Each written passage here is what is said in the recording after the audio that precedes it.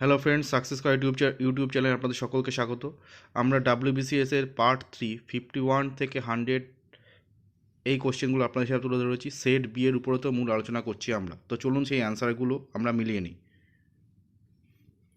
51 ছিল পূর্ব ভারতের পূর্ব কলকাতা জলাভূমিকে ঘোষণা করা হয়েছে, এটি সঠিক উত্তর হবে রামসর স্থান হিসাবে। তারপরে 52 ভারতের উচ্চগাঙ্গীয় সমভূমির ভূর হলো এক প্রকার, 52 এর উত্তর হবে অপশান এ বায়ুপ্রবাহ দ্বারা সঞ্চিত বালির তরঙ্গায়িত ভূমি।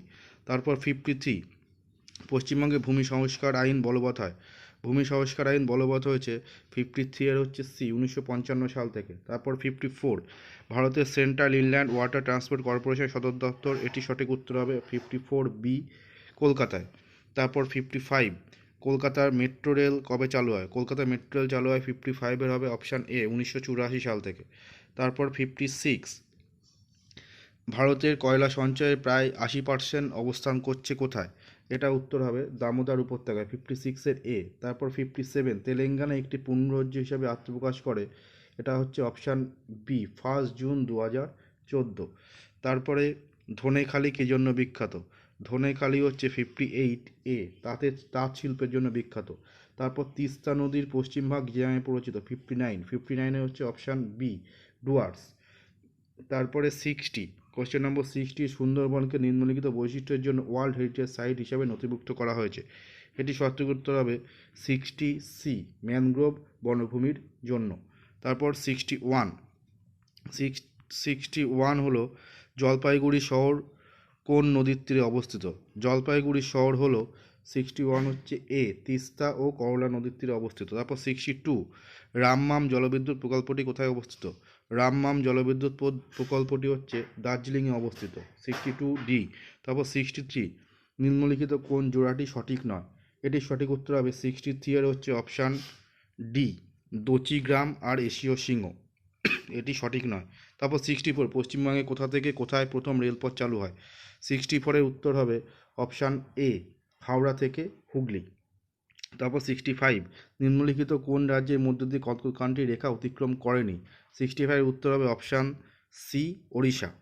তারপর 66 শোলা অরণ্য দেখা যায়, শোলা অরণ্য কোথায় দেখা যায়, 66 উত্তর হবে অপশান বি পশ্চিমঘাট পর্বতে।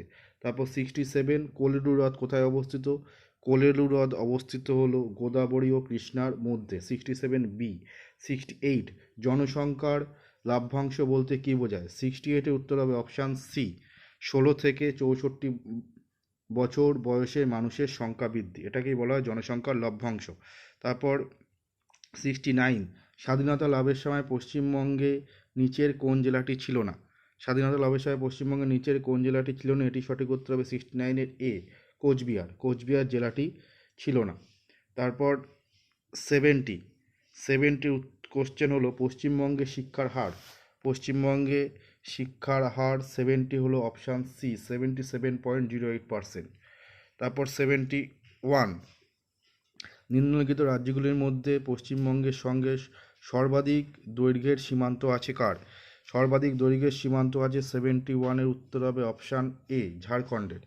তারপরে 72 লাক্ষা দ্বীপপুঞ্জ হলো 72 এ প্রবাল দ্বীপপুঞ্জ। তারপর 73 নিম্নলিখিত কোন ধরনের বনভূমি ভারতে সর্বাধিক দেখা যায়, কোন ধরনের বনভূমি ভারতে সর্বাধিক দেখা যায়, 73 এর হচ্ছে অপশান নম্বর ডি হবে, অপশান নম্বর ডি হবে ক্রান্তীয় শুষ্ক পর্ণমোচী বনভূমি।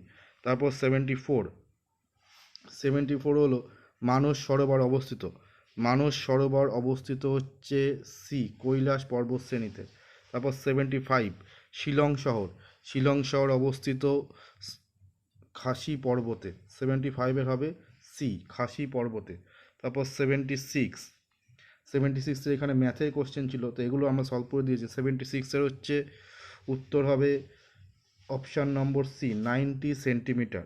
এটির প্রশ্ন ছিল 121 সেন্টিমিটার দৈর্ঘ্যের একটি বৃত্তচাপ বৃত্তের কেন্দ্রে 77 ডিগ্রি কোণ উৎপন্ন করে বৃত্তের ব্যাসার্ধ হলো, এটি সঠিক উত্তর হবে 90 সেন্টিমিটার। তারপর 77 9, 12, 15, 18, 20 ও 22 গড় এক বৃদ্ধি পাবে যদি 15 বদল নেওয়া হয়, এটি সঠিক উত্তর হবে 77 এর ডি 21। তারপরে মানুষের শরীরে সুষুম্না স্নায়ুর সংখ্যা হলো 78। উত্তর হবে অপশান নম্বর ডি। 78 উত্তর অপশান নম্বর ডি 12। তারপরে কোনো চলন্ত বিমান থেকে একটি স্থানে বোমা ফেলা হলো, বিমান চালক দেখবে যে 79 উত্তর হবে অপশান নম্বর এ, বোমাটি চক্রপথে চলে ওই স্থানে পিছনে পড়ে। তারপর কোশ্চেন নম্বর 79 পরে 80, বিউটি পার্লারে চুল বিন্যস্ত করবার জন্য ব্যবহার করা হয়, এটি সঠিক উত্তর হবে 80 বি, সালফার ব্যবহার করা হয়। তারপর 81, নিচের কোন সারে নাইট্রোজেনের পরিমাণ সবচেয়ে বেশি থাকে, 81 উত্তর হবে 81 বি, অ্যামোনিয়াম নাইট্রেট। তারপর 82, উত্তম তাপ শোষকরা হলো দুর্বল বিকিরক, 82 এ। তারপর 83, ঘরের উপরের দিকে ভেন্টিলেটর থাকে, তার কারণ বাতাসের পরিচলন স্রোত বজায় রেখে বাতাসকে তাজা রাখার জন্য, 83 সি। 84, তোমার বন্ধুর কণ্ঠস্বর চেনা যায় তার কি দ্বারা, এটা সঠিক উত্তর হবে 84 এ, পিচ বা তীক্ষ্ণতা দ্বারা। তারপর 85, আলোকবর্ষ হলো, 85 উত্তর হবে আলোকবর্ষ হলো শূন্য স্থানে আলো 1 বছর যে দূরত্ব অতিক্রম করে, 85 সি। তারপর 86, তারাদের ঝিকিমিকি করার কারণ হলো, 86 উত্তর হবে অপশান ডি, এদের বিশাল দূরত্ব ও বায়ুর ঘনত্বের হ্রাস বৃদ্ধি। তারপরে 87, যেটির পিএইচ 7 কম সেটি হলো, 87 উত্তর হবে অপশান নম্বর এ, লেবুর রস। তারপরে 88, দাঁতের ক্ষয়রোধের জন্য আমাদের নিয়মিত দাঁত মাজের উপদেশ দেওয়া হয়, যে মাজন ব্যবহার করা হয় তার মৌলিক প্রকৃতি হলো, 88 উত্তর হবে অপশান সি, ক্ষারীয়। তারপর 89, নিচের কোনটি সিমেন্টের মূল উপাদান হলো অপশান নম্বর ডি, ছাই। তারপরে 90, পিতল কোনটির মিশ্রণ, পিতল হলো 90 উত্তর হচ্ছে অপশান নম্বর এ, তামা ও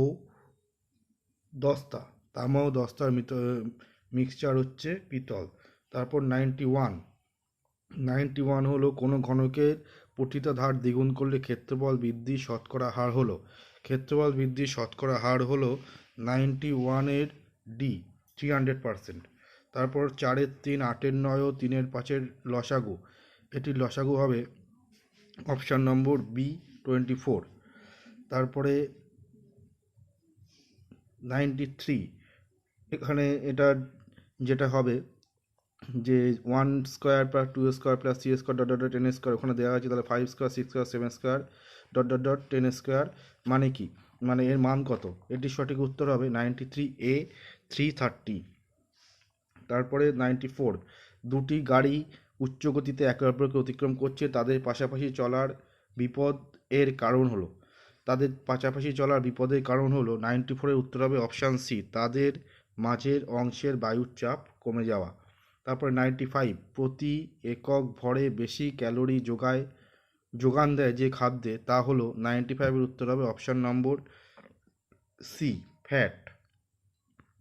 তারপর 96, ইসিজি লিপিবদ্ধ করে, 96 উত্তর হচ্ছে অপশান এ, হার্টবিট বা হৃদস্পন্দনের হার। তারপর 97, বায়োগ্যাসের উপাদানগুলো 97 option number B, carbon dioxide, methane ও হাইড্রোজেন। তারপর 98, শব্দ দূষণ হয় শব্দের মাত্রা যদি বেশি হয়, তারপর এখানে হচ্ছে 98-এর হচ্ছে অপশান নম্বর সি হবে, 80 থেকে 99 ডেসিবেলের মধ্যে।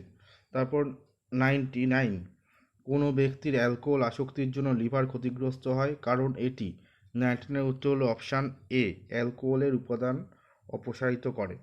তারপর এই পার্টের লাস্ট কোশ্চেন 100, চৌম্বক মেরুতে বিনীত কোণ হলো 90 ডিগ্রি, অপশান ডি।